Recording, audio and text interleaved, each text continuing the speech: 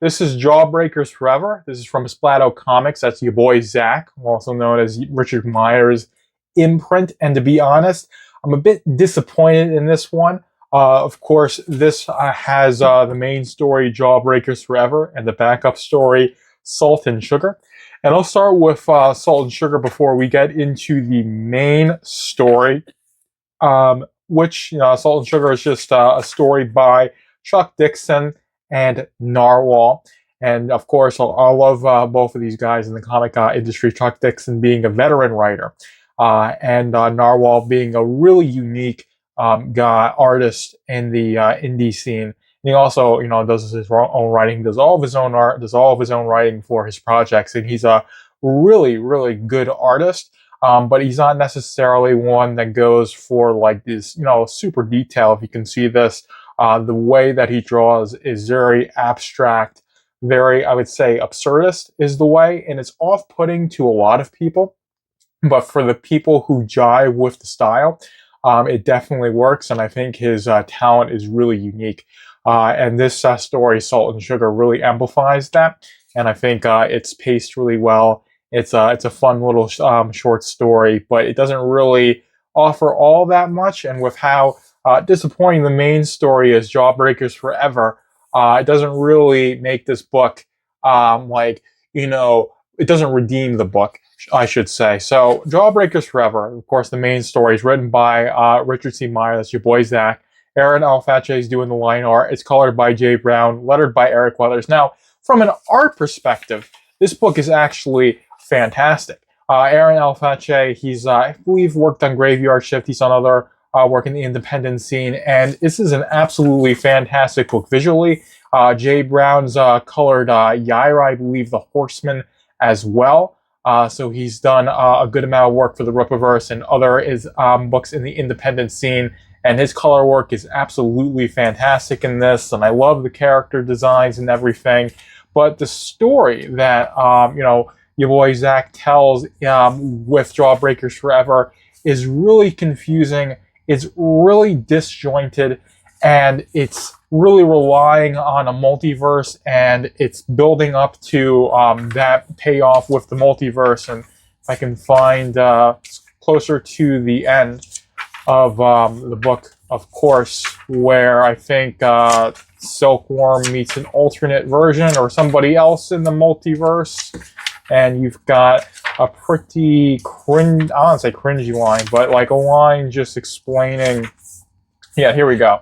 So John Wilkes Booth always kills Abraham Lincoln, Hannibal Barca always crosses the Rhone River, Oppenheimer always splits the atom, and we always do the thing we haven't done yet, which is, question mark, the multiverse needs us to work together. I don't like it any more than you do.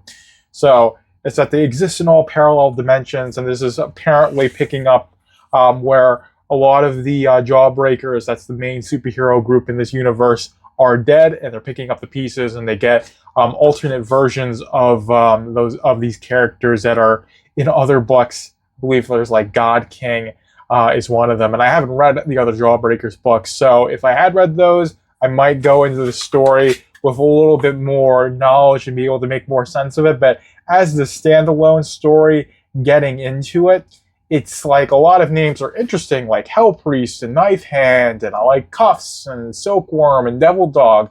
Like I said, all of these character designs, they're interesting. The art is absolutely fantastic, but the story doesn't really give me any good world building. It doesn't really develop the characters that much for me. It just really is presenting this confusing multiverse time story that doesn't have all that much of a really good build-up, and it doesn't have a good, satisfying payoff, and it's not really setting up anything in the larger world. But you do, like I said, you've got a lot of nice art in this. Aaron Alface does a really good job.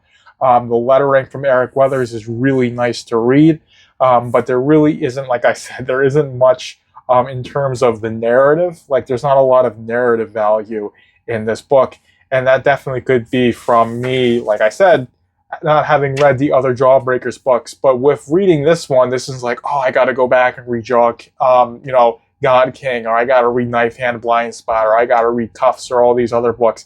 It's not really that intriguing, and it doesn't feel like this is part of a larger universe where these heroes exist. It just feels like a confusing multiverse story. It's really nice to flip through. Like I said, I'll show some choice art again, and it's really nice to read through. But like I said, it's just a disjointed mess, like how it starts, and it never really gets into good pacing because it's constantly jumping from scene to scene. And like I said, there isn't much explanation. I think Zach is going in this assuming that people have read the other Jawbreakers books, or at least are more aware of Jawbreakers than I am going into this, and that could definitely be on me. But for this book, Jawbreakers Forever, while it's a really nice book to flip through, while the Salt and Sugar side story is really good, that main story, it's just too confusing for me to say this is a good book, or this is one that's worth reading. If you're a fan of Jawbreakers and you like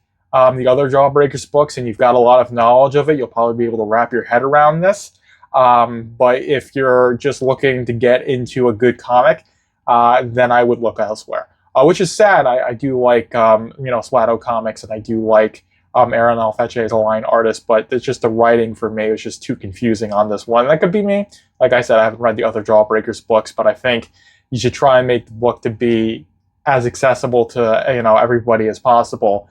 And that leads into something like Jawbreakers Forever. It should be like a good jumping in point where you could at least make sense of the story and it's presented well. And I just don't think Zach was able to do that with this one.